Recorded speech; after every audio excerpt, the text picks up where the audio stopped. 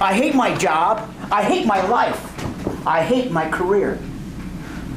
How often have we heard that? And we ask ourselves, why don't they change? They seldom do. Their life lays stagnant in the sea of time, miserable. They do absolutely nothing. Mr. Toastmaster friends, and all of us who have difficulty, like myself, passing through the wall of fear and venturing into the land of opportunity. It's absolutely never easy. We can either face our fear and grow and run from it and stagnate. The choice truly is ours. Most people think in order to face your fear, you have to be fearless. I tend to believe those who are fearless probably have nothing to lose. One day my boss walked into my office. He said, "Tony, I've never met anyone as fearless as you."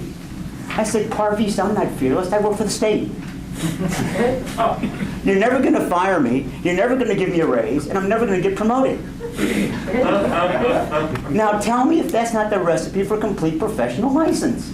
I could afford to be fearless. I had nothing to lose. I smuggled gold out of Mexico. I flew in a helicopter sputtering on empty. And yes, I've been chased by the Mexican Federal Police. And I assure you, I am not fearless. Each time I had to face my fear, it gripped me like the black angel of death. I had to weather the convulsions of anxiety and somehow turn my fear into a success. It's absolutely never been easy. In 1992, I owned Grasso Engineering, the very first certified AutoCAD training center in Mexico. AutoCAD is a design software package used by architects and engineers. I sent Carlos, my trusted engineer, to a training session in California so that he would become certified on all the latest versions of AutoCAD. When he returned, he would be the competitive advantage I really needed. He was also heading up the governor's pet project. When he came back, all the latest revisions were waiting for him. The drawings would be due that Wednesday. He was coming back Monday. For Carlos, this was about, 4 or 5 hours worth of work, not a big deal. Monday arrives, Carlos does not. Tuesday arrives, Carlos does not. I'm really going bonkers. I'm calling every number I have. I finally get a hold of him. He's working at a friend's business. Hey, Carlos, can I speak with Carlos? Yeah, Carlos, this is Tony. We have to get those drawings for the governor. You quit. What do you mean? Without you, I'll close in 2 weeks, and you'll take all of my clients. Thank you, Carlos. You have a good evening. The rage, the anger, and the frustration went through my body like 12 sharp knives. What really made it difficult was I didn't know that version of AutoCAD used to modify the governor's drawings. The black angel of death had her grip on me, and she wasn't letting go. Grasso Engineering was at stake. I ask you, what would you have done? I was determined to get those drawings into the governor's office.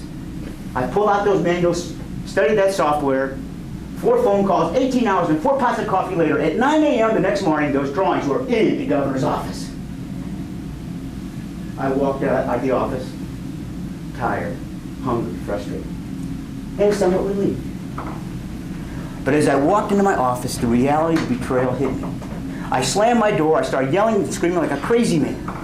My stunned secretary, she called Ruby, my publicist, who came over with a 6-pack of beer to calm me down. And I kept on venting all my frustrations. 12 6-packs and 8 margaritas later, I was talking to him and I said, "What is a gringo doing in Mexico?" He said, "That's it, we'll use it." I said, "What do you mean?" He said, "This Sunday, we'll run a full-page ad with a picture of a thinker, and above his head in Spanish, we'll put, 'Why is this gringo,' in big letters, giving AutoCAD classes in Querétaro, Mexico?" I said, "Ruben, that's a stupid idea. Only a pair of drunks could come up with something like that." We put the ad that Sunday. Monday morning, my phone was ringing off the hook. By Friday, I was ready to kill that phone, but the good news? All of my classes filled for the next 6 months. Within 2 weeks, I had a contract with Kellogg's and General Motors. Thank you, Carlos. If it wasn't for Carlos, I would have never, ever faced my fear, weathered the convulsion of anxiety, and turned my fear into a success. It was never easy. But it took a mediocre company, Grasso Engineering, and transformed it and established it as a premier AutoCAD training center in Mexico. Was it easy? No. But you have to go through the experience. I faced my fear, and I learned from it. I found that facing my fear has given me the greatest opportunities for growth and success. I can either face my fear and run, or face my fear and grow, or I can run from it and stagnate. The choice is mine. One is difficult, the other is miserable.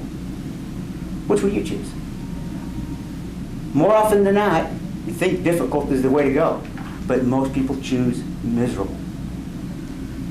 To face your fear, to weather through that wall of fear, and breaking through that wall of opportunity is difficult. Freedom from fear does not mean no fear.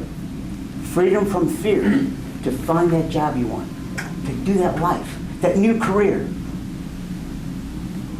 It doesn't mean no fear. Freedom from fear is that emotional fortress gained from experience. By facing your fear, weathering the convulsions of anxiety, and turning your fear into a success. It is never easy. But freedom from fear gives you the ability to live your life dynamically and boldly. And that's a life worth living. Mr. Toastmaster.